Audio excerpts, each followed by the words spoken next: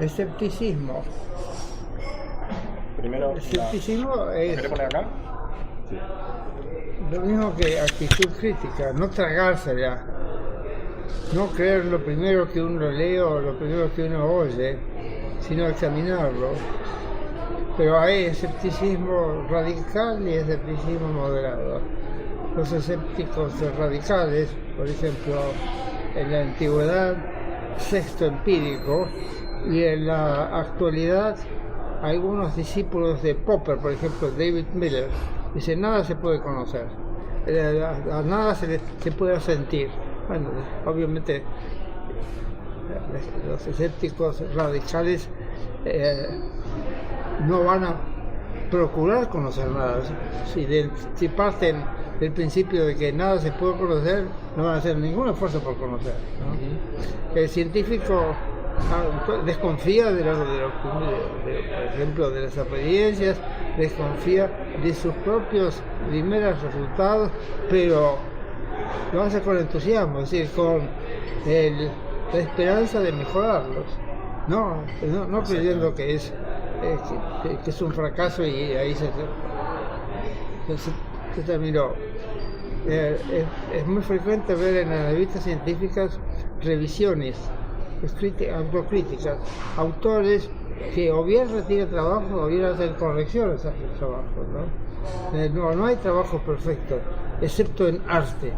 Ahí sí, tiene el soneto perfecto, perfectamente redondeado, tiene la sonata perfecta de modas, etcétera. Pero fuera del arte no hay nada perfecto. No hay máquina perfecta, no hay teoría perfecta que lo explique todo,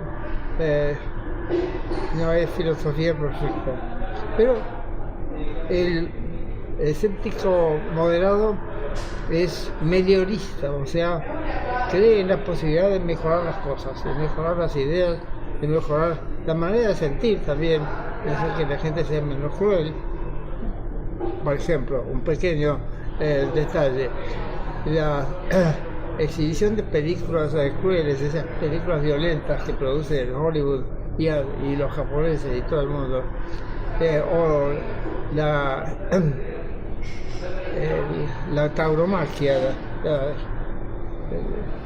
Los taurinos. Sí,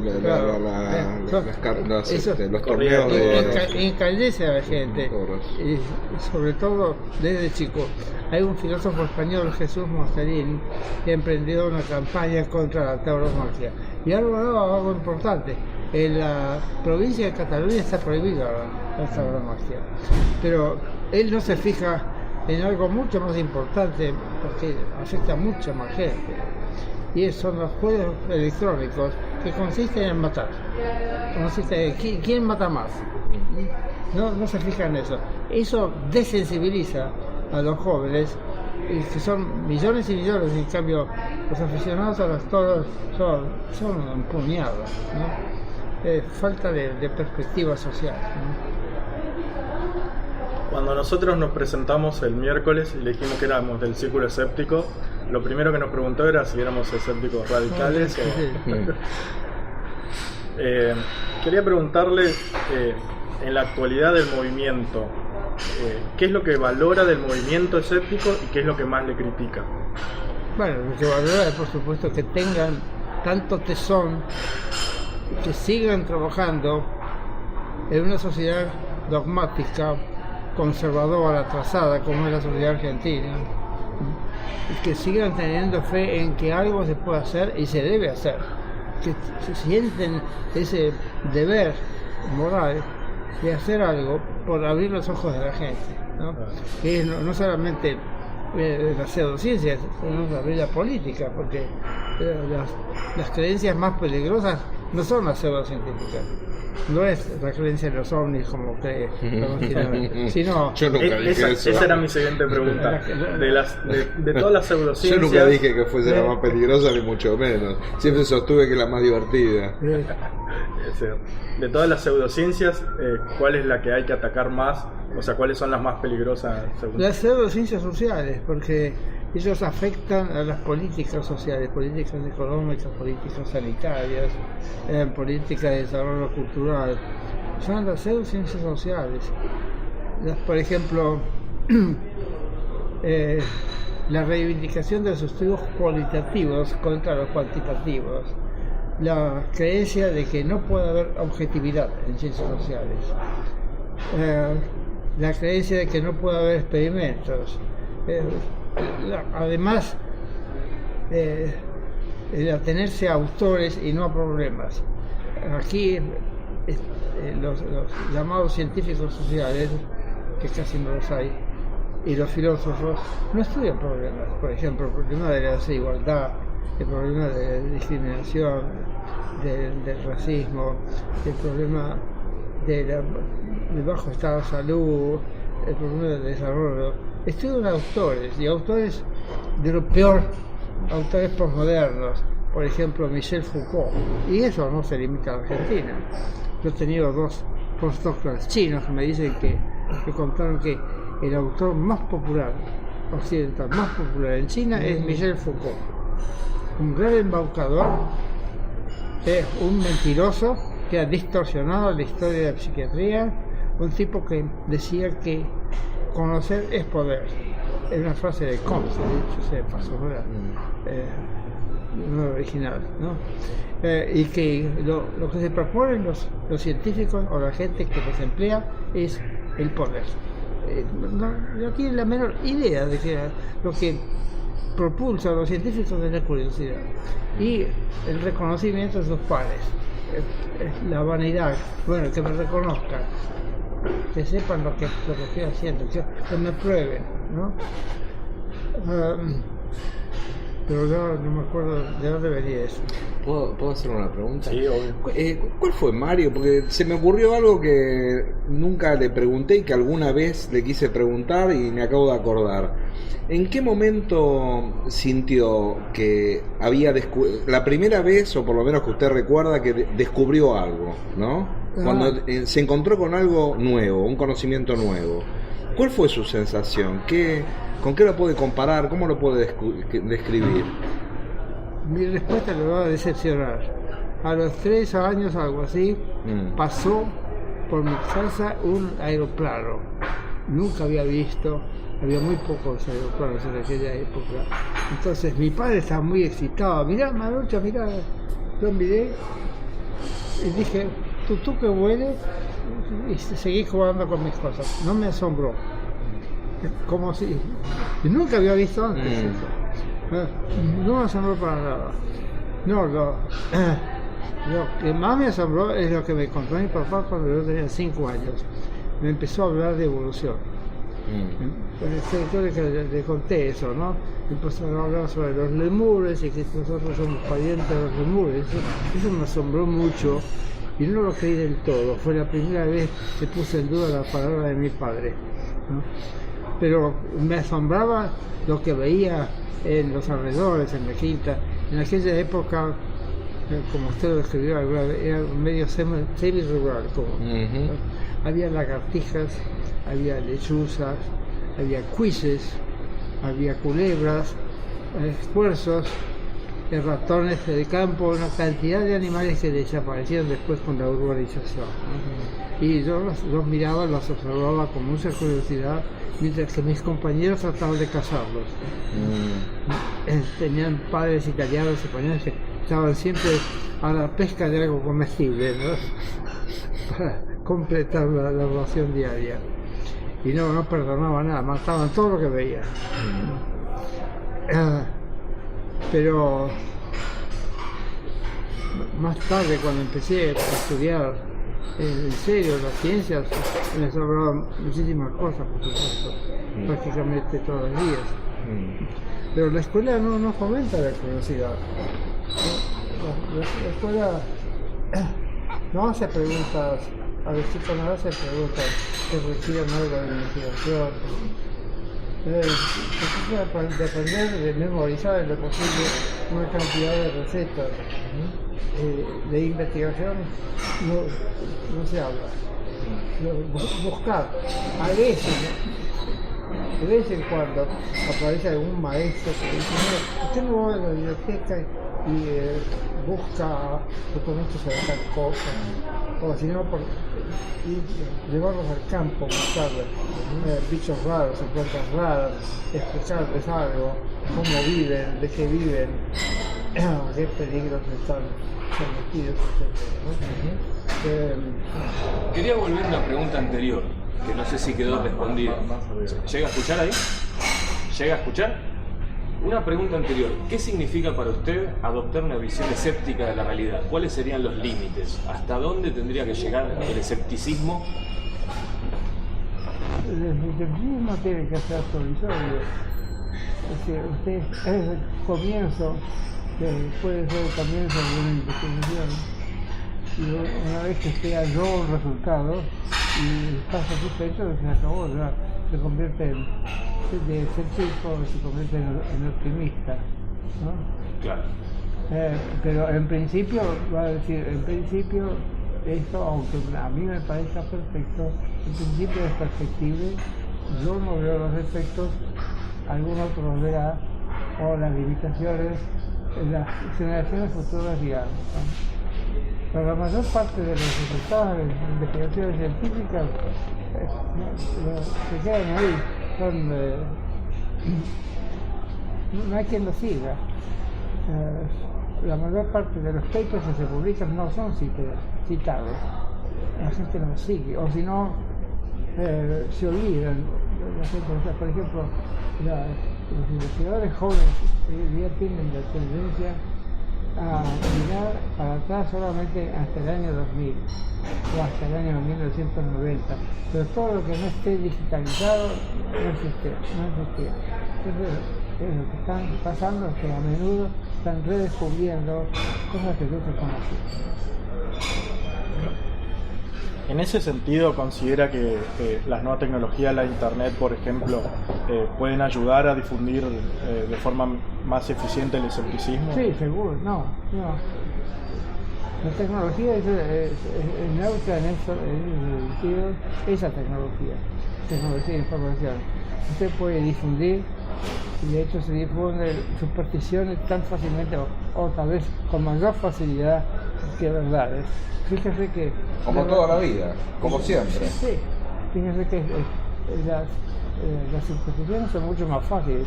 Cualquiera puede aprender una pseudociencia en pocos días, en pocas horas. Usted se hace psicoanalista de la semana. Para ser psicólogo necesita 12 años de estudio,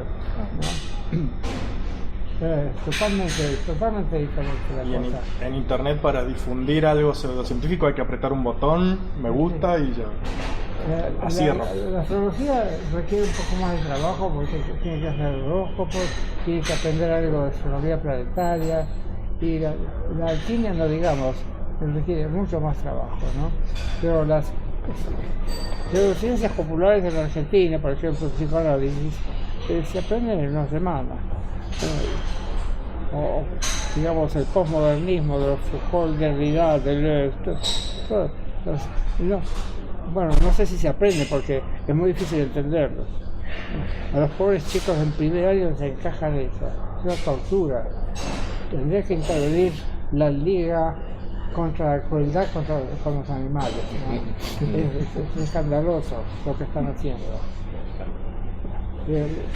Antes de que usted llegara, estaban comentando que yo acababa de leer un folleto muy difundido de Oscar Barzazki, que empezó haciendo química, se pasó a la física, de la física matemática, de la física de ciencias sociales, y nunca dejó nada. No dejó ningún libro, ningún artículo, ningún discípulo que continuaba así. Era típicamente argentino, la improvisación, el ensayo improvisado, ¿no? Oscar Barzazki, ¿te dijo? Sí, Oscar Barzazki. Les obligan a los muchachos del curso básico de ingreso de la universidad, a todos les obligan a leer un famoso folleto que es una diatriba contra la ciencia. Bueno, diatriba contra la ciencia ha habido siempre muchos, ha habido ya desde el siglo XVIII. Desde que nació la ciencia ha habido enemigos, ha hecho enemigos, no es lógico.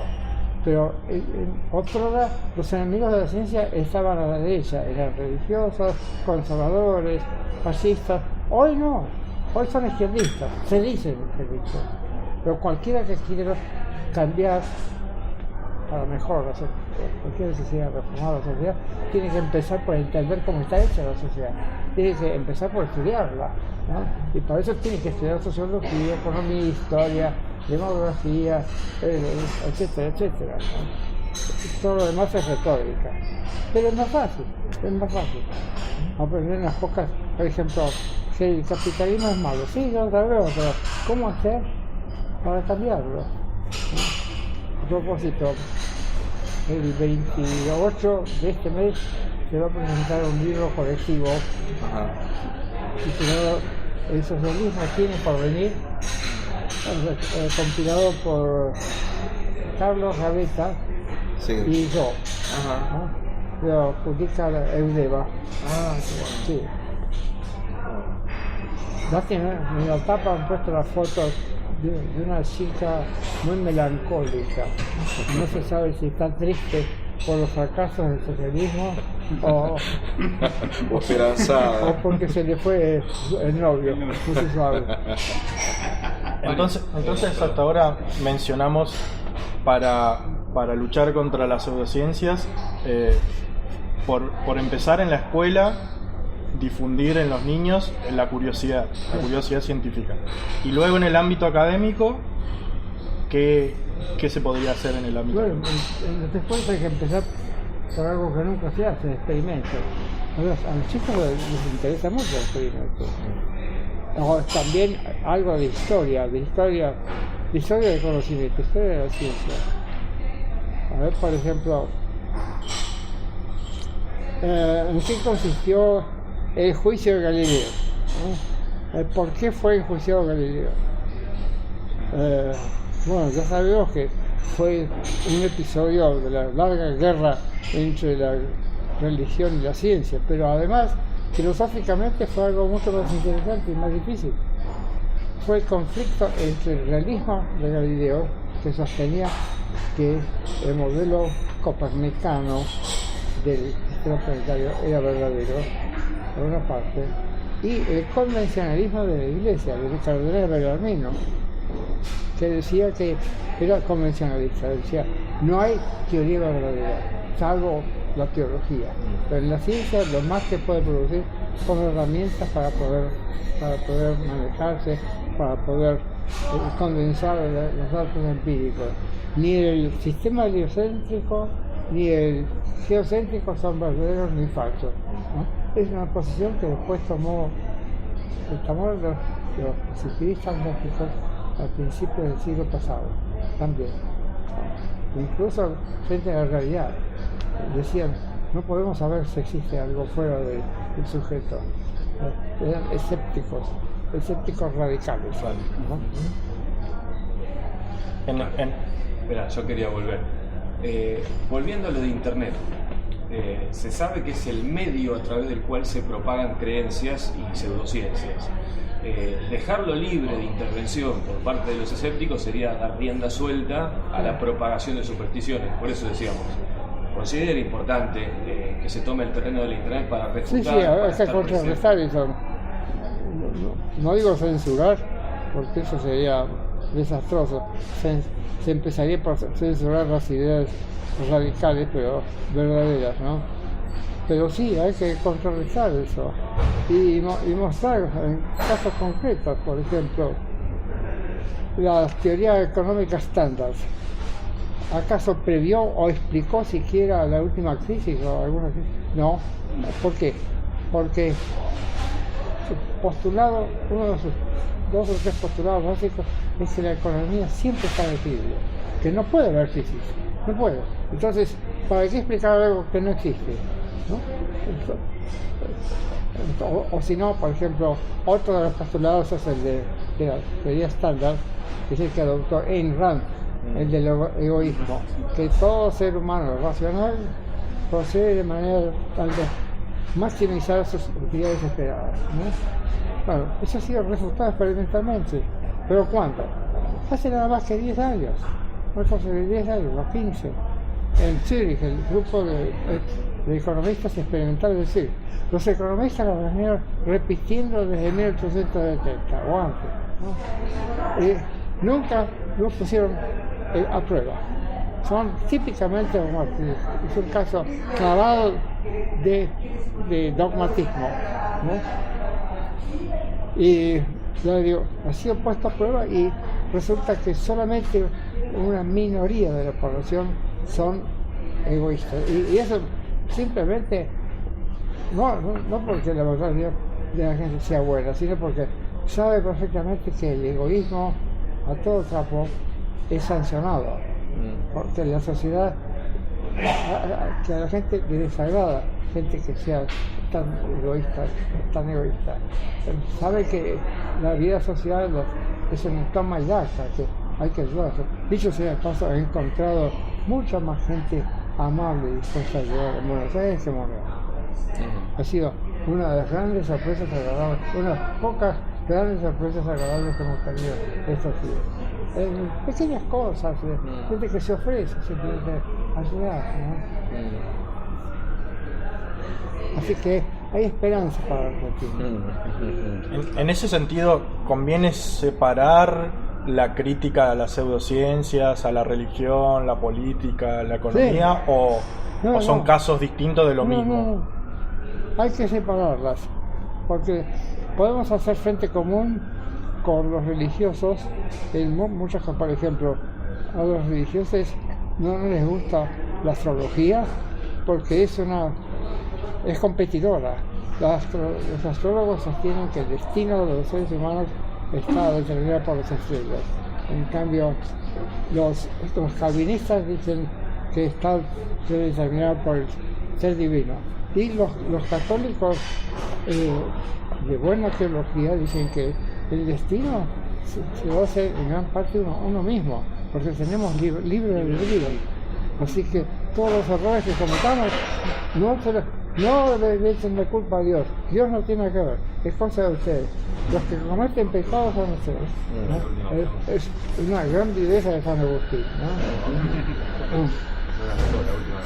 Por eso San Agustín fue el primero, además, en refutar la astrología, ¿no? Un argumento buenísimo. Mario, había una última pregunta que no salió, pero se trataba, ¿cuál era su postura con respecto al libre albedrío? Bueno, yo creo en él, la mayor parte de los científicos no creen. Pero yo creo en él, me parece algo obvio que puedo hacer cosas que hago, cosas todos los días, en contra de las opiniones y presiones de otra gente, que me dicen, no hagas esto, no hagas aquello, o si haces esto, vas a tener malas consecuencias, ¿no? El cerebro no está determinado íntegramente por los estímulos externos, contrariamente a lo que crean los conductistas, ¿no? Para los conductistas no hay libre albedrío, tampoco lo hay para los innatistas como Chomsky, que creen que, o como Dawkins, que creen que todo está dominado por el genoma, que el genoma es destino, ¿no? En cambio, la gente común sabe que de vez en cuando puede desobedecer al patrón o a la patrona, que la elección de carrera, la elección, todos los días se presentan problemas de elección, ¿no? Y no siempre uno elige lo que le dicen, ¿no? Muchas veces uno nada contra la corriente, ¿no? Y por supuesto que todos los innovadores, todos los grandes científicos, grandes inventores han hecho prueba de libre albedrío, han propuesto cosas que no les mandaba ni el genoma ni el medio ambiente, ¿no? Lo cual no niega que exista condicionamiento. Sí, claro. O sea, con eso uno lo opera y hace cosas. Hay condicionamiento, por supuesto que hay. Por supuesto que creemos y hacemos muchas cosas que nos han impuesto en la escuela, en el hogar, en la escuela o en la iglesia, pero también hay gente que logra zafarse de eso. Pero volviendo a lo del frente común contra la pseudociencia, no creo en eso. Por ejemplo, yo tengo parientes y amigos católicos, muy católicos, pero todos estamos de acuerdo en ciertas cosas básicas, por ejemplo, el respeto a la persona humana, consideración para con los demás, que hay demasiados pobres, todo eso. Por ejemplo, con el Papa nuevo podemos coincidir con muchas cosas, ¿no? Y cuando él habla de cosas eclesiásticas, que hable, a nosotros no nos concierne porque no somos fieles, ¿no? Pero si habla a favor de la paz, tenemos que aplaudirlo. Si habla en contra de la persecución a los homosexuales, tenemos que aplaudirlo, ¿no? Y lo demás, abstenernos, cosa interna de la iglesia, que se jodan, que se leen de eso, que se jodan, ¿no? O no, porque a lo mejor son felices. O no, porque a lo mejor son felices creyendo en eso, digamos. No sé si está bien prejuzgar el modo de la interacción que se da entre una iglesia y un sujeto que a lo mejor tiene otras necesidades diferentes de las que puede tener uno, ¿no? Hay personas que se sienten beneficiadas con la religión, ¿no? Sí, ¿No es el piensa efecto eso? placebo. Es el efecto placebo, obviamente. Pero soy completamente acrítico. Yo tengo una sobrina que ha tenido 4 hijos. Una se suicidó. El otro tiene un mal genético que lo hace, está internado. El tercero vive como un ermitaño en un ranchito en una de las sierras de Córdoba. Solamente el cuarto es normal, pero normal hasta cierto punto, porque es un abogado, todo el mundo, todos creíamos que iba a ser juez. No, después dejó de interesarlo y ahora es actor. Es actor. Así que le fallaron los 4 hijos, sin embargo sigue creyendo firmemente en Dios. Dice, Tal vez es lo que necesita. no sé, es muy desgraciada con todo eso, pero nunca le echa la culpa al verdadero. Mario, ¿no son extrapolables? Digamos, la estructura de pensamiento de la religión finalmente puede ser extrapolable hacia otras situaciones de la vida, a pesar de que sean felices con eso, y por ahí es el leve perjuicio que puede llegar a tener. Sí, no, pero nadie puede vivir cumpliendo estrictamente las reglas de nada. A cada momento, para poder sobrevivir hay que romper muchas reglas.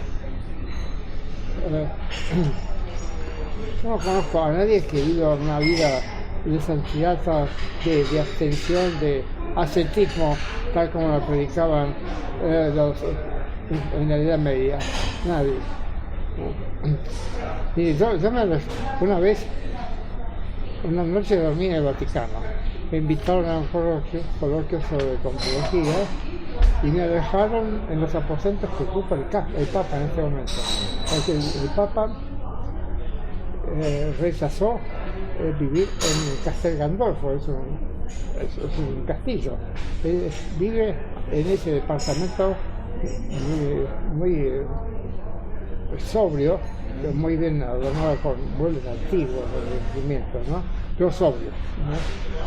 Y él no es una seta, pero tampoco vive la vida de los papas del Renacimiento, ¿no? Rodeado de diamantes y... ¿Cuándo fue esto, Mario? Cocineros, ¿no? ¿Cuándo tuvo su noche sagrada? ¿Cuándo tuvo su noche sagrada en el Vaticano? Sí, yo fui en el 91, fue un viaje de lo más accidentado.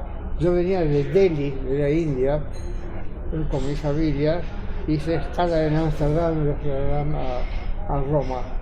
Había sido invitado con anterioridad a ese coloquio. Por cierto, fue convocado el coloquio por Monseñor, en aquella época era Monseñor, hoy es más, hoy es mucho más. Marcelo Sánchez Orondo, nieto del tristemente célebre Matías Sánchez Orondo, fascista, admirador de Hitler y Mussolini, el introductor de la pecana eléctrica en la policía política argentina, ¿no? quisiera quedarme con el libre albedrío un minuto. Sí, ¿cómo? Hay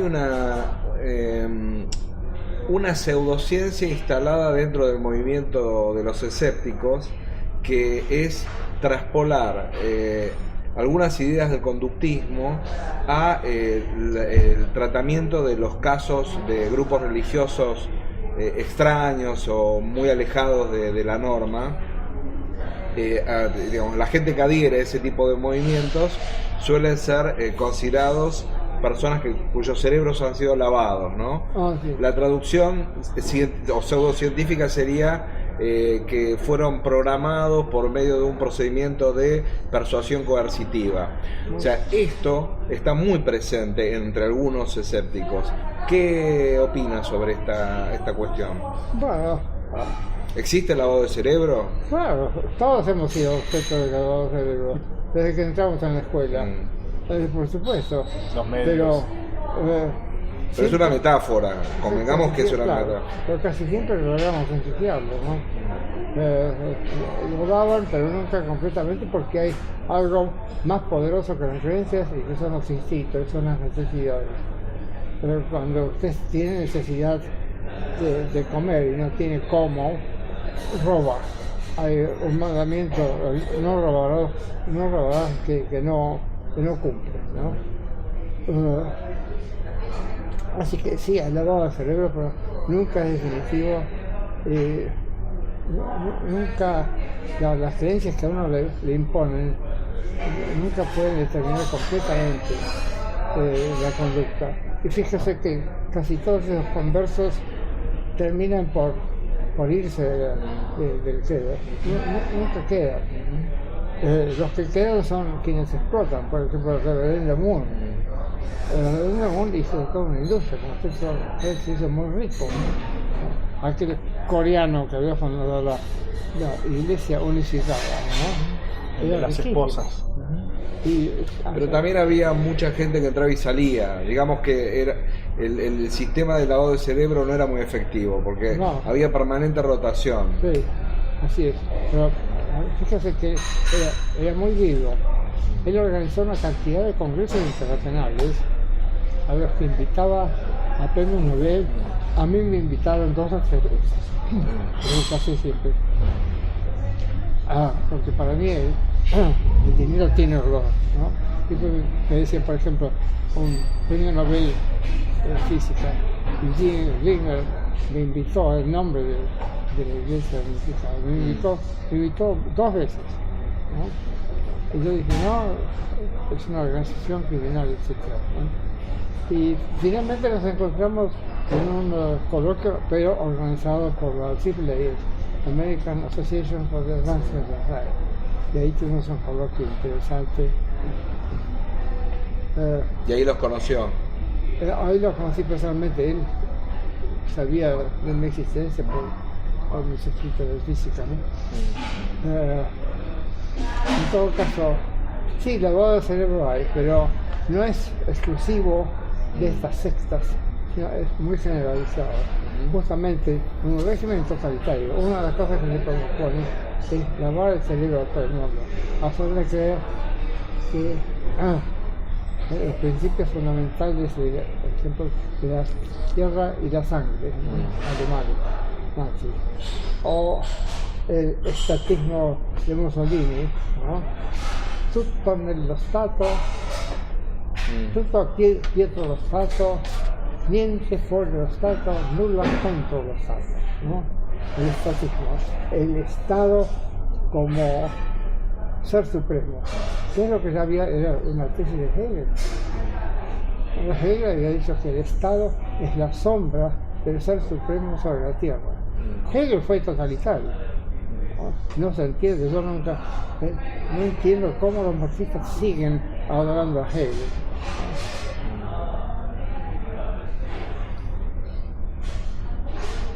Bueno, volvimos al curso. No, vos querés. No, lo que pasa es que a mí la metáfora lavado de cerebro me choca, ¿no? Me choca porque siento que es como demasiado esquemática, Sí. cuando en realidad los modos de influencia social son muy heterogéneos, son muy diversos. No, además que ellos no se proponen lavar el cerebro. Lavar, eliminar las creencias anteriores, pero reemplazarlas por otras nuevas. Entonces, no es simplemente lavar, sino además plantar las creencias de ese culto, Claro.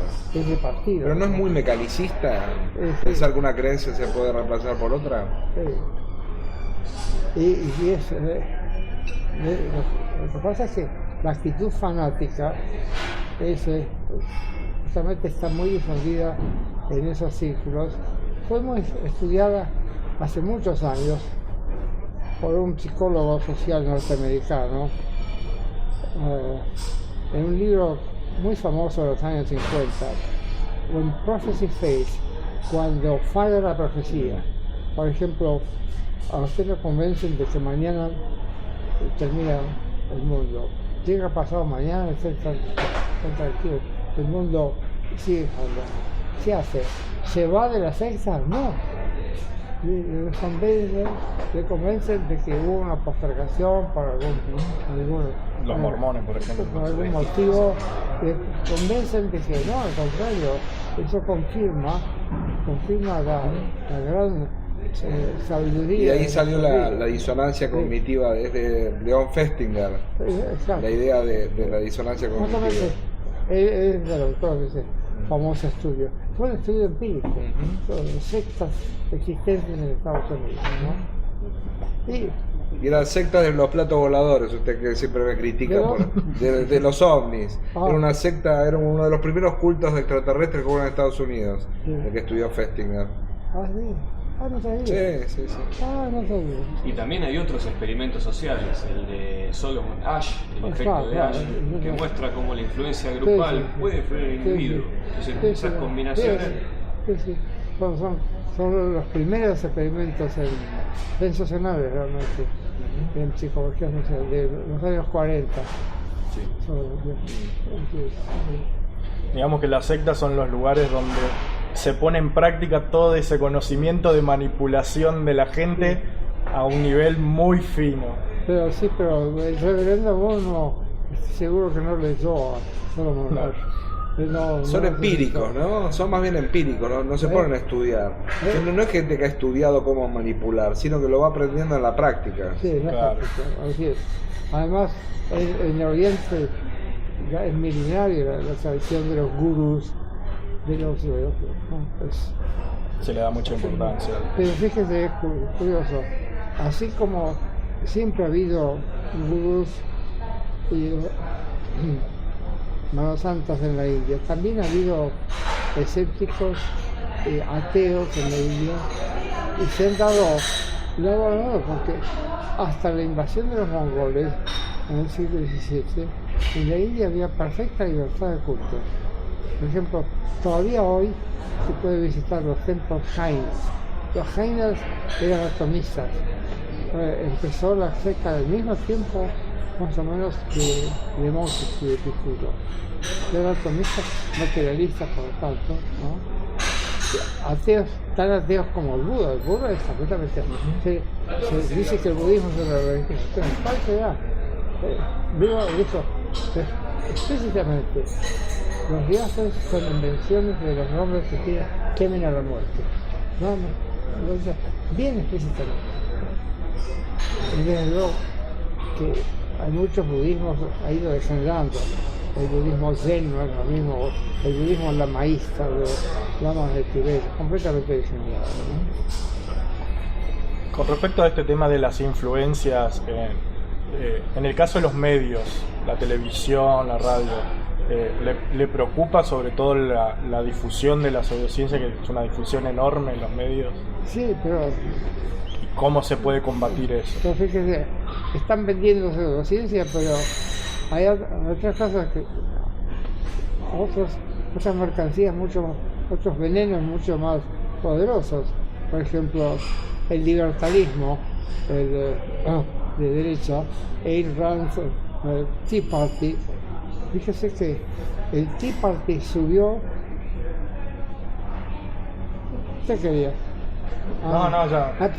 ¿Me puedes traer un vasito de agua? Sí. ¿Quiere jugo? Vean lo que quiera. Acá estaba la soda también. No, pero eso ya está caliente. ¿Cómo llegó a ser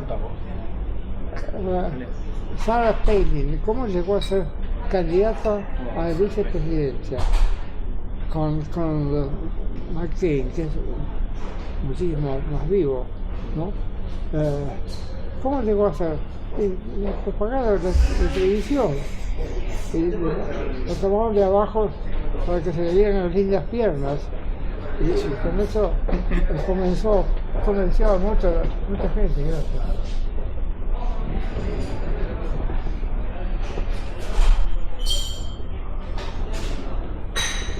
Una mujer sin otras ideas que, acuérdense de lo que dijo, Es una vergüenza. Sí. nadie nos va a quitar nuestro Dios, nuestras armas y nuestra constitución. Las tres cosas. Dios, armas y constitución. ¿No? Hablando de un mecanismo de propagación de ideas, digamos, el problema más que lo digan es que sea aceptable para la gente que lo escucha. O sea, de alguna manera vemos al escepticismo científico a basarse en evidencias como la vacuna contra esa enfermedad que se propaga. No, desgraciadamente no es así. Está lleno, ha habido científicos eminentes que apoyaron a Lysenko, por ejemplo, ese charlatán. Científicos eminentes que dijeron que Stalin era un gran sabio. Científicos eminentes, no muchos, pero los hay, que votan por el Partido Republicano. No, la ciencia no basta, hace falta también una filosofía no solamente escéptica, sino también racionalista y materialista y realista. Materialistas que no crean en la existencia de espíritus desencarnados como cree Nelly. Sí. Y usted dijo después nacional. Cuánta maldad. No, Y que sean, además se creen cientificistas, que crean en la eficacia del método científico. Me asustó. Fíjate, toda la ciencia que aprendió Barsaski, ¿de qué le valió todo eso? Como decía Pepe el Zorro, el Zorro muy anterior a ustedes. ¿De qué le valió todo eso? De nada. Llegó a ser un dogmático cualquiera. Y había aprendido química, física, matemáticas. ¿De qué le valió todo eso? No, nunca tuvo una filosofía coherente. Había sido positivista, pero el positivismo ¿y cuál es la relación y la diferencia entre ciencia y filosofía? ¿Cómo la...? ¿Y cómo interactúa? una buena filosofía es ciencia general. No se ocupa de los detalles, pero da una visión del mundo, digamos, ¿no? O sea, de producir conceptos y las relaciones entre ese concepto que tengan consistencia interna y tal vez, no sé, consistencia externa en cuanto a conceptos, pero como mínimo. Bueno, algunas preguntas un poquito más específicas. ¿Qué filósofos o científicos actuales, en especial si son argentinos, se basan en su filosofía? No, filósofos sí, hay algunos que me... y científicos también. Los científicos, hay 3 científicos argentinos o 4 que han continuado mi trabajo en fundamentos de la física. El principal es Héctor Bucetich, físico de La Plata, ya está jubilado pero sigue trabajando. Su estudiante Gustavo Romero, que es cosmólogo, y Pérez Bergliafa, que tuvo que emigrar a Brasil porque acá no tenía trabajo. Pero la que va a exponer, Daniela Pérez, en la última reunión del seminario, es discípula de Romero, de modo que viene a ser nieta mía, académicamente hablando. Bucetich, hijo, Romero, nieto, perdón, hijos, bisnieta. Entonces ellos han seguido con la reformulación de la física cuántica en términos puramente realistas y de otras teorías también. En cuanto a filósofos acá en Argentina, no hay nadie que me siga, absolutamente nadie a quien le interese ninguno de mis trabajos, ni siquiera en filosofía política. ¿Mucho posmodernismo? Están todavía, los mejores están todavía en Kant. Va a tardar un par de siglos en llegar. Pero en España está Miguel Ángel Quintanilla, en Alemania Martin Mahler, un biólogo con quien escribimos fundamentos de la biofilosofía. Tengo muchos seguidores en la psicología, empezando por Bernard Mountcastle y siguiendo con mi hija, que es profesora. Ayer fue un día dramático para la familia. Resulta que antes de ella está en Berkeley, que es en el ranking mundial en la tercera universidad. La habían nombrado en Stanford, en la segunda, a un salario más elevado, más alto que yo. Nosotros tratamos, mi mujer y yo, de persuadirla de que no se fuera, por varios motivos, entre otros, muchos motivos. Finalmente, ayer a las 2 de la tarde mandé un email diciendo me quedo. Tenía varias condiciones, fue a la decana, de plantear las cosas. Una de ellas es que le cambiaron de edificio. El edificio que está por desmoronarse. Al primer temblor de tierra, el primer earthquake, como se llama, terremoto, se viene abajo. Entonces ahí está prohibido enseñar, porque si se mueren 200 alumnos, va a haber 200 juicios contra la universidad. Si se mueren 20 investigadores, no es nada. Claro. Me imagino que es el cálculo que han estado haciendo. Pero no tienen plata. Está en bancarrota el estado de California, porque los que pagan impuestos, ¿cómo se llama? Los taxpayers. Los taxpayers, sí. Bueno, contribuyentes. Sí, claro. Los contribuyentes se niegan a que aumenten los impuestos. Y desde hace 30 años son los mismos. Pero resulta que los gastos, por ejemplo, se estima que las universidades gastan cada 5 o 6 años, cada año gastan 5 o 6% más que el año anterior, ¿no? Claro. Equipos nuevos, los salarios se ponen al día con la inflación, etcétera. Mencionó algo sobre una interpretación realista de la física cuántica, Sí. la mecánica cuántica. Supongo tiene críticas con la interpretación de Copenhague. Claro, así es. ¿Cuáles serían esas críticas? Bueno, mi crítica principal es que la teoría, si se lo esquematiza como lo dice yo, muestra que no hay absolutamente ninguna variable referente al observador. Son todas variables físicas, por ejemplo, posición, momento, spin, masa, etc. Son todos atributos de las cosas que estudia mecánica cuántica, no son atributos humanos. No habla de observaciones, no habla de, por ejemplo, de presupuesto de investigación, ¿no? Es una teoría puramente física. Lo que pasa es que la teoría fue interpretada en los años 30 por los positivistas, que son herederos de Kant. Y la filosofía de Kant es subjetivista. Todo cuanto acontece es una apariencia, un fenómeno. Y no hay apariencias si no hay seres capaces de tener percepción. Claro.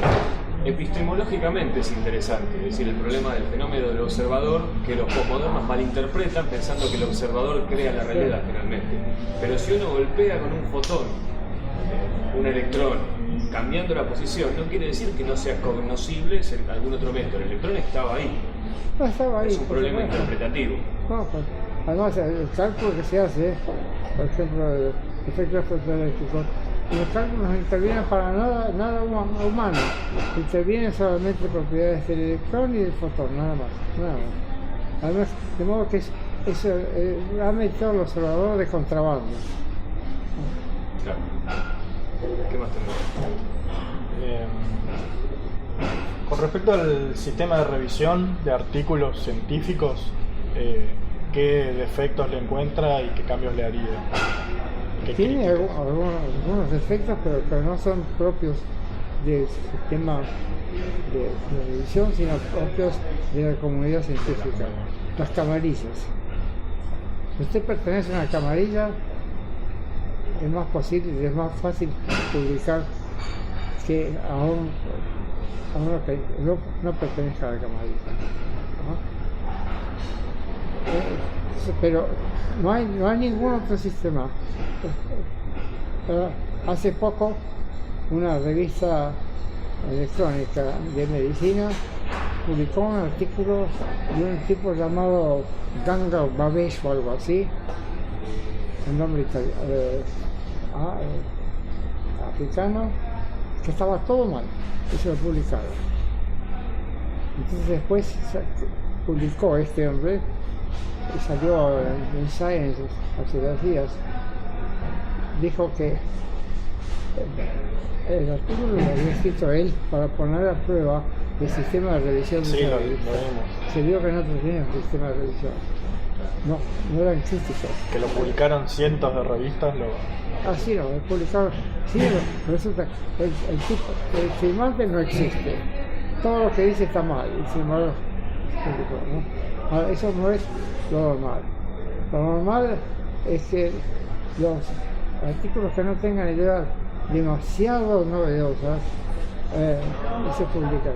Los que tienen ideas demasiado novedosas o bien son acogidas con entusiasmo, o bien son rechazadas porque los referís, los árbitros les ha chocado. El statu quo.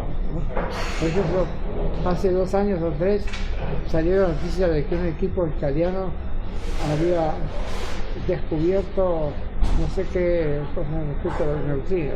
Sí, que había neutrinos que viajaban a una velocidad superior a la luz, ¿no?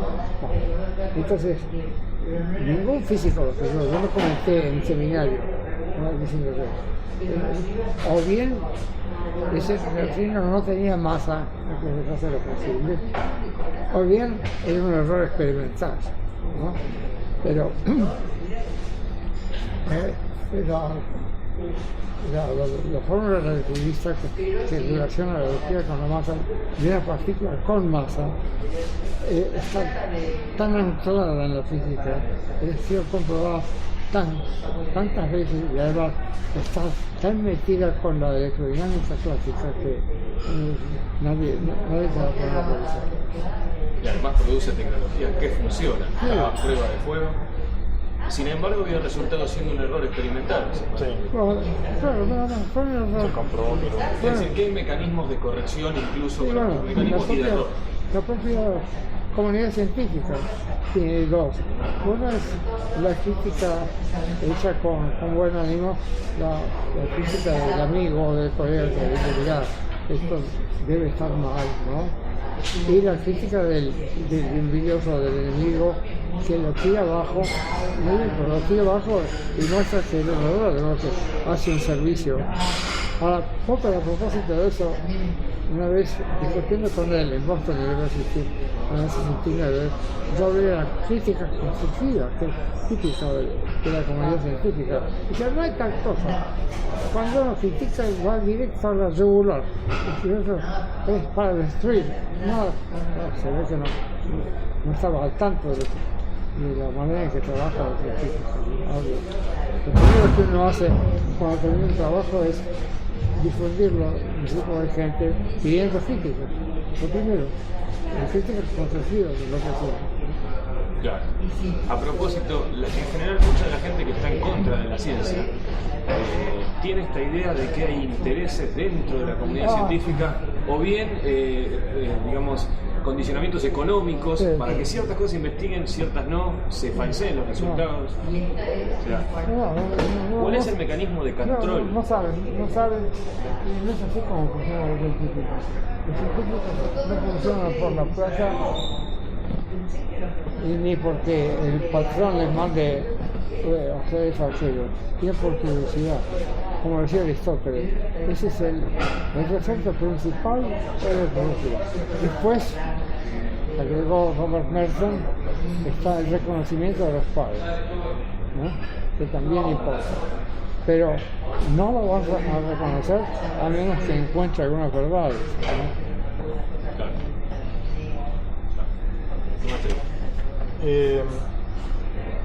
Dentro de todas las pseudociencias, ¿hay alguna que usted considere que está en el borde, que se pueda dudar si es? Bueno, hay algunas que dentro de la comunidad ejemplo, escéptica generan cierto... La teoría de cuerdas puede ser que haya algo en la teoría de cuerdas, pero para mi modo de ver es una pseudociencia. ¿Por qué? Porque contradice algunos conocimientos básicos que parecen muy sólidos. Por ejemplo, que el espacio tiene 4 dimensiones y no 10, ¿no? Entonces, una de las condiciones para mí, unas condiciones para que sea científica una teoría es que no contradiga al grueso del conocimiento científico, cosa que Popper y los positivistas no admiten, porque ellos admiten solamente datos empíricos, son empiristas, unos y otros, ¿no? Los cuerdistas se comportan bastante como alguien que defiende una pseudociencia, a veces cuando se quedan sin... Generalmente son muy fanáticos los que defienden la teoría de cuerdas. ¿Cuál está la diferencia entre una pseudociencia y una protociencia? Claro, sí es. Es difícil de distinguir. Y bueno, al principio, claro, es difícil. Pasa mucho con la investigación médica, ¿no? Hay pseudociencias bien claras como la acupuntura, la homeopatía, todo eso. Y después cada vez que se ensaya un procedimiento nuevo, existen dudas porque no se conoce el mecanismo. O sea, en mi libro sobre la filosofía para médicos, yo introduzco el concepto de patrón de platino, porque hasta ahora se hablaba de patrón oro. Sí, el ensayo aleatorizado, el ensayo experimental aleatorizado es el patrón oro, sí, pero hay uno más exigente todavía, que además de haber aprobado el ensayo aleatorizado, diga cuál es el mecanismo de acción, que no quede en secreto, que se sepa, para poder modificarlo y confirmar o refutar la hipótesis, ¿no? Si se sabe cómo actúa, por ejemplo, sabemos que los antiácidos lo que hacen es neutralizar el ácido clorhídrico que produce naturalmente el estómago, ¿no? Ahí se conoce el mecanismo, es muy sencillo y se conoce bien, ¿no? Se conoce bien también el mecanismo por el cual se elimina el peligro de las placas en la sangre, es agilizar, digamos, el movimiento de la sangre, es disminuir la viscosidad de la sangre con aspirina, ¿no? Pero el mecanismo de acción de la aspirina se develó recién hace unos 20 años. Durante casi un siglo, durante 90 años, se tomó aspirina sin saber cómo actuaba. Y pasó algo trágico, ¿no? En 1918, cuando vino la gripe española, recetaban aspirina en exceso. Y la aspirina, como todos los medicamentos, es un veneno. Y se murieron millones y millones. Más por la aspirina que por la gripe, según parece. Que por la gripe. Hay quienes estiman que por la gripe sola habrán muerto unos 20 millones, pero debido a la aspirina murieron como 100 millones. Le daban dosis que eran el triple, el cuádruple, just to be sure, ¿no? Para estar seguros, ¿no? Una pregunta. El movimiento escéptico actual en general surge de autores como Carl Sagan, Neil deGrasse Tyson, que son relativamente modernos. Tal vez no se conocen muchos autores anteriores que ya por ahí venían hablando de esto hace mucho tiempo. Tiene que ver también con su postura del materialismo científico. El escepticismo científico que nosotros defendemos, dentro de todo, es prácticamente análogo o muy similar. ¿Qué otros autores recomendaría que se leyera dentro de lo que es la comunidad escéptica? Bueno, hay dos clases de escepticismo. El escepticismo religioso, respecto a las religiones. Entonces Hume era un gran tipo, pero Hume no creía en la ciencia. Atacó a Newton porque él creía, era fenomenista, creía que solamente podemos aprender fenómenos, apariencias, nunca podemos aprender cómo son las cosas. Era un escéptico radical respecto a la ciencia. Y respecto de la religión, lo que dijo está muy bien, pero muchas veces se lo cita como algo positivo para la ciencia, fue negativo para la ciencia. En el siglo XIX hubo escépticos de ciertas ciencias, por ejemplo la parapsicología, el espiritismo, todo eso. El primer escéptico fue un físico, Michael Faraday, las mesas que se movían, y fue el primero en prender una luz y mirar debajo de la mesa y vio que alguien estaba moviendo la mesa no se movía sola. Después Wilhelm Wundt, el creador del primer laboratorio de psicología experimental, dijo: nunca asistan a una reunión de espiritistas sin la compañía de un físico que trate de explicar los trucos, porque ustedes van a ser engañados. Los científicos suelen ser ingenuos, suelen creer en la buena fe de los demás, entonces creen lo que les dicen. Vayan con alguien que sea ducho en engaño. Así no, dije. ¿Cómo se llamaba el hombre? No dijo vayan a compañeros de científicos, vayan a compañeros de un mago.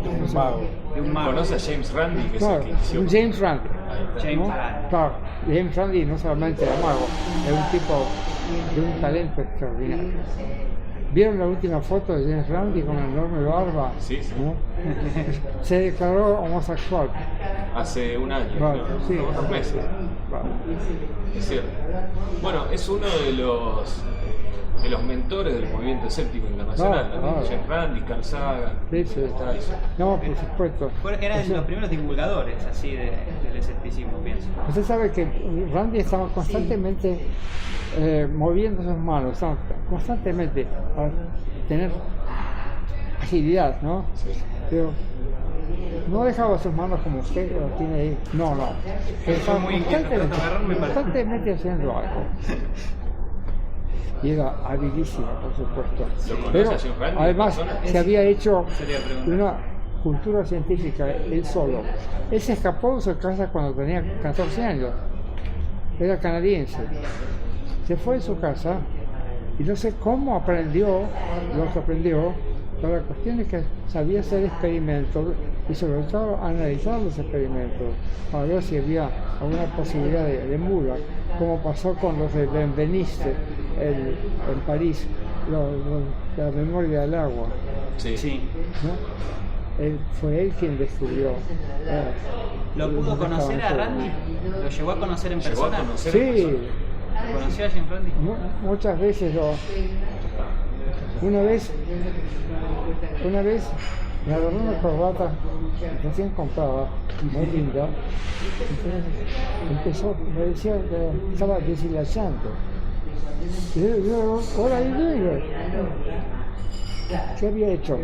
Él tenía un hilo rojo del mismo color, ¿no? Yo lo había puesto ahí y le tiraba y hacía creer que le estaba sacando de mi corbata, ¿no? Es de una habilidad esto, ¿no? Quizá Sí, es así. Gandhi además hizo experimentos sociales. Él en ocasiones engañó a los medios haciéndoles creer que había un espiritista.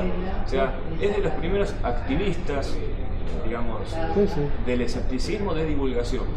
En términos de divulgación, sabemos que tiene mucha actividad en el ámbito académico, en particular. O sea, la crítica es en el ámbito académico y la pseudociencia. Eso se permeabiliza al resto de la sociedad.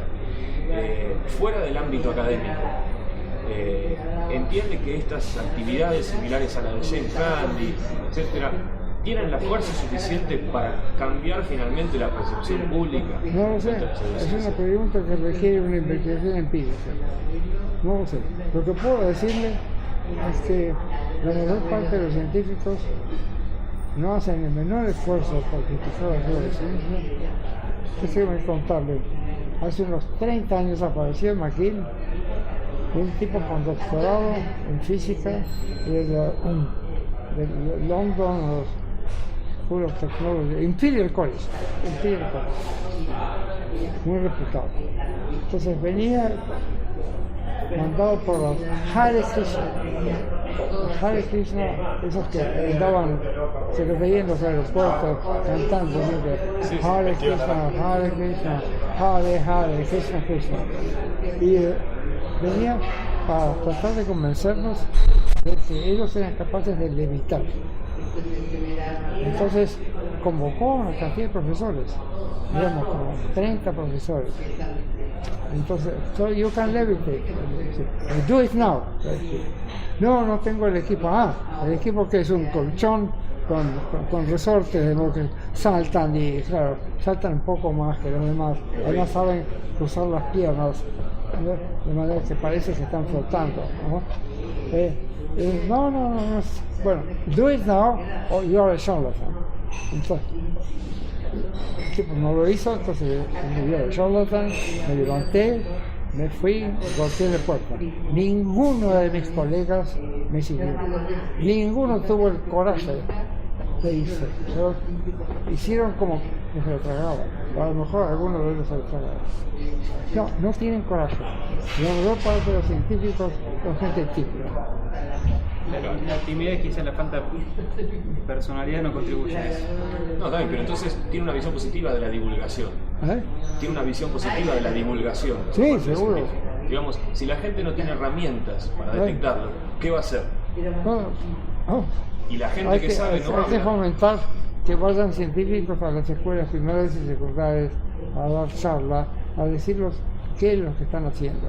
Científicos, no solamente científicos, sino también técnicos y médicos, ingenieros y médicos, ¿no? Al contarles lo que están haciendo, a despertar vocaciones. Fíjese que la Facultad de Ciencias es una de las que tiene menos alumnos en la Universidad de Buenos Aires. En cambio, psicología, comunicaciones, derecho, se llevan a mayor. Hay ciencias, agronomía y no sé qué otra facultad son las que menos alumnos tienen. Pero es un factor de 10 o 20%. Mi amigo se graduó de exactas, ahora doctor en matemática, 10. 10 se graduó de matemáticas, doctorado en matemática y 10 alumnos. Bueno, en ingeniería pasa lo mismo. En la Universidad de Buenos Soy Aires, una 10. única compañera, 2. Ingeniería te gradúas solo. Ingeniería. Es muy poco, es muy corta la proporción. No sé si eso se repite en el resto del mundo o es algo particular de Buenos Aires. En todo el mundo está pasando eso. En todo el mundo las facultades de ciencias y de ingeniería están disminuyendo, en cambio las de informática están aumentando, psicología, no digamos acá en países del tercer mundo. Después las ciencias sociales, que aquí no hay ciencias sociales. Mi nieto, uno de mis nietos se acaba de licenciar en ciencias políticas. En su facultad no hay biblioteca. Le pregunté, ¿qué reciben revistas? ¿Qué revistas? No hay ni siquiera biblioteca. Nada, no hay ni siquiera libros. Es por apuntes de unos libritos miserables de postmodernistas que no entienden. No hay investigación. Y esas son las facultades mayoritarias. Yo personalmente le quería pedir un comentario sobre el tema del sistemismo. Sobre el sistemismo. ¿Sí? Porque me pasó de darme cuenta que soy sistemista antes de saber que existía. Qué bueno. Algo parecido como con el humanismo también, darte cuenta que sos humanista antes, cuando te pones, yo soy esto. La ciencia siempre ha sido sistémica, excepto con la excepción de esos expertos, digamos, especialistas muy estrechos, pero... ¿Y está bastante difundido el sistemismo? Poco difundido. No, por varios motivos. Primero, porque exige mayor esfuerzo de la especialización estrecha. Segundo, porque predomina la filosofía individualista que dice que hay que concentrarse en individuos. Por ejemplo, en las ciencias sociales es la tendencia dominante, favorecida por filósofos como Popper, como si pudiera haber individuos desgajados de la sociedad. Ni siquiera los ermitaños, porque los ermitaños, por lo menos las rutas que hemos visto en Turquía, los ermitaños eran alimentados por fieles que iban todos los días y les llevaban víveres, de lo contrario no hubieran sobrevivido, ¿no? En todo caso, el sistemismo, el primer filósofo sistemista fue Holbach, 1775, algo así. Fue uno de los miembros de la Ilustración, del ala radical de la Ilustración.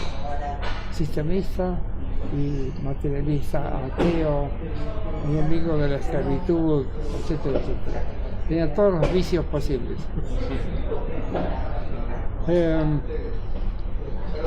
Y si usted se fija en los diccionarios de filosofía, salvo el mío, no va a encontrar la palabra sistema y menos un sistemismo. No está. Los filósofos no se han dado por el grado, pero está en todas partes. Por ejemplo, los pitagóricos estudiaban los números individualmente, las propiedades del número 17, la del 23, etc. Recién el sistema del número fue estudiado como un sistema recién a fines del siglo XIX. Bueno, los espacios, sistemas de espacios, también a fines del siglo XIX. La primera teoría del número, números naturales, interrelacionado, era un sistema hipotético del fue la de Peano, la aritmética de Peano, que es de 1895 o algo así, o 1900. De sistemas de ecuaciones diferenciales. Antes eran ecuación por ecuación, después se estudian familias enteras de funciones, ¿no? De funciones, por ejemplo, trigonométricas. Esto es toda una familia. Funciones de Legendre, etc. No se las estudia uno por uno. Y hay además relaciones de recurrencia entre funciones vecinas, ¿no? Que establecen, digamos, son los puentes entre los distintos eslabones, son como cadenas, ¿no? Y no digamos en la física, después se puede estudiar electrones individuales, pero sabemos que los electrones se mueven en campos y por lo tanto se sabe que el vacío no está, el vacío tiene propiedades físicas. Digamos, en términos de ciencias sociales, el sistemismo es más relevante que nunca. Ciencias sociales, sí, los economistas clásicos siguen hablando del consumidor aislado, libre, que toma libremente sus decisiones, cuando de hecho está constreñido por sus relaciones con los demás. Por ejemplo, un pequeño bolichero está relacionado no solamente con sus clientes, sino también con los que le suministran cosas. Y los que le suministran le obligan a vender cosas que él no quiere vender, no quisiera vender, porque no le da mayor utilidad, ¿no? Suena muy similar al mecanicismo también, suena muy similar al mecanicismo. También en cuanto a que todo está conectado y hay mecanismos que vinculan distintos aspectos. Sí. ¿Cuál sería la diferencia? Porque no la conozco. Otra palabra que no voy a encontrar desde el diccionario de filosofía, mecanismo. el mecanismo es lo que hace carburar a un sistema. Por ejemplo,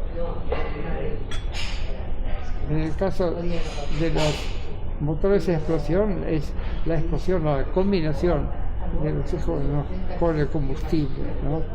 En el caso de los organismos es esas transformaciones químicas que ocurren constantemente, es ¿cómo se llama? Bueno, Metabolismo. el metabolismo, exacto, etcétera, etcétera. Y cuando se conoce el mecanismo o se cree, la conjuntura se le puede modificar para comprobarlo, para refinar el concepto, ¿no?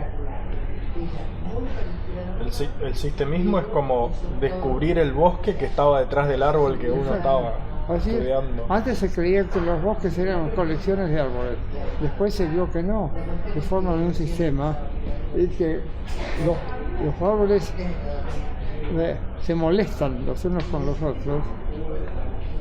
Hay competencia, en el mundo vegetal hay competencia, no hay cooperación.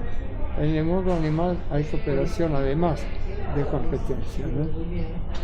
Claro, ahora comprender los mecanismos de organización social permite ajustar los parámetros, etcétera. El concepto de ecosistema aparece recién en el siglo pasado. Antes no existía. Eran plantas o animales separados entre sí. Separados y no se veía el conjunto. El concepto de comunidad vegetal, de comunidad de plantas, el concepto de ecosistema no se conocía para nada. Todas las relaciones entre los distintos se perdían. Eso aparece recién después de la Primera Guerra Mundial, hace 100 años. En cuanto al avance de las ciencias, en la mayoría de las ciencias hay mucho terreno ya caminado, descubierto. Es muy raro que alguien, qué sé yo, en ingeniería como yo, si no sigue una carrera entera de investigación, descubra algo nuevo. En filosofía parece que hubiera más espacio para crear. No, pero de hecho no. De hecho, la mayor parte de los profesores de filosofía no crean nada, sino que comentan y difunden ideas de otros, de Aristóteles, de Kant, de Hegel, de Marx, no son creadores. Pero en realidad hay espacio para innovar. Sí, pero también hay espacio en la física, en la química, en la biología, en la ecología. Hay espacio para ciencias nuevas. Tengan en cuenta que todos los años aparece alguna ciencia nueva. Y muchas veces aparece perfusión de ciencias ya existentes. Por ejemplo, la ecología se fusionó hace algunas décadas con la biología evolutiva y con la biología del desarrollo, la ecodevo, ¿no? La socioeconomía apareció hace unos 30 años, cuando algunos economistas se dieron cuenta que tenían que hacer sociología al mismo tiempo, ¿no? Que si no, no funciona. Claro, porque la sociedad es una, la división del trabajo es artificial. Unos estudian el aspecto político, otros el aspecto económico, el tercero el aspecto cultural, pero la sociedad es una y esos aspectos interactúan entre sí. Una revolución puede venir no solamente de adelantos o atrasos económicos, también puede venir de una nueva idea tecnológica, de un nuevo modo de producción, puede venir de un cambio político como es la invasión de América, la conquista, el descubrimiento de América, puede venir por una plaga.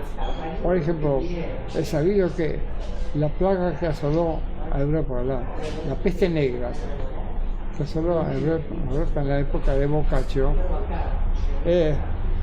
mató a tanta gente que dio nuevas oportunidades económicas, hubo concentración de capital, se moría gente, entonces se juntaba capital y se podían emprender empresas comerciales más poderosas, ¿no? Fue favorable a la acumulación de capital, ¿no? O la conquista de la India favoreció al Imperio Británico y la industria británica, el llamado libre comercio que impusieron los ingleses a la fuerza a la India y a China. ¿Era para qué? Para poder colocar los productos textiles de Manchester, ¿no? Y, Sí, las guerras actuales también por tienen la fuerza de las armas, ¿no? Lo que le hicieron a China, le hicieron 2 guerras del opio para obligar a los chinos a consumir opio. ¿Por qué? Porque el opio, para comprar el opio se necesitaba monedas de plata. Entonces los ingleses se quedaban con las monedas de plata, necesitaban plata, ¿sí? Y vendían opio. Total, eran los chinos los que se morían, no eran ingleses. O sea, la ética entonces es un aspecto fundamental. Yo leí su libro Ética, Ciencia y Técnica, que también es un aspecto de crítica sobre lo que son las facultades de ciencias sociales, porque no se trata como una ciencia, finalmente. Sí, las ciencias sociales tenían que discutir el aspecto ético de la acción económica y de la acción política, pero no lo hacen, porque la ética es materia de otra facultad, la facultad de filosofía, donde tampoco estudian, ¿no? Estudian actores de los problemas éticos. Por ejemplo, ninguno de ellos ha estudiado los problemas morales que lo tenían angustiado a Marx, ¿no? La explotación, ¿no? Y los marxistas que hay estudian a Marx, pero no estudian la sociedad real. Es demasiado difícil. O sea, en el verano fue a visitarme una marxista bastante conocida, Helena Sheehan, es norteamericana irlandesa que está enseñando en Irlanda. Y entonces quería convencerme de las bondades del marxismo originario. Entonces yo le pregunté, ¿te parece que la desigualdad es importante? ¿No? Si Jean Rousseau dijo que es el origen, la fuente de todos los males sociales, la desigualdad. ¿Cómo se mide la desigualdad? ¿Oíste hablar del índice de Gini? Es pura retórica. No investigan, repiten frases que han tomado, han leído aquí y allá, no hacen investigación, y justamente la igualdad es aún peor que la pobreza, porque una sociedad en que todos son pobres, todos sufren por igual, no se produce el estrés que se produce cuando uno ve que unos son ricos, otros son pobres, el pobre que ve que él no puede alimentar a la familia y está el rico enfrente desparramando sus riquezas, ¿no? Es algo conocido por los inmunólogos, el estrés social. La gente pobre sufre el estrés mucho más que los ricos. Se creía antes que en la úlcera del ejecutivo resultó ser un mito. No hay úlcera del ejecutivo. La úlcera la tienen los de abajo, no los de arriba. Y además es causado sobre todo por el helicobacteria, una bacteria que se mete en los intersticios del intestino, ¿no? No es el espíritu, no es el... En todo caso, sí, los problemas morales hay que estudiarlos, pero son muchas veces problemas sociales. Pero en las facultades, bueno, los clásicos nunca nos hablaron de la ética social, sino la ética como un problema de conducta individual, empezando por Aristóteles, la ética de las virtudes. La ética consiste en enumerar las virtudes del individuo, por ejemplo, el coraje en la batalla. A nosotros no nos interesa, no, la batalla o las guerras, la parte activa está a cargo de profesionales, ¿no? Una cantidad de virtudes que ya no se practican, en cambio otras que sí se practican o deberían practicarse, que son típicas de la vida moderna, ¿no?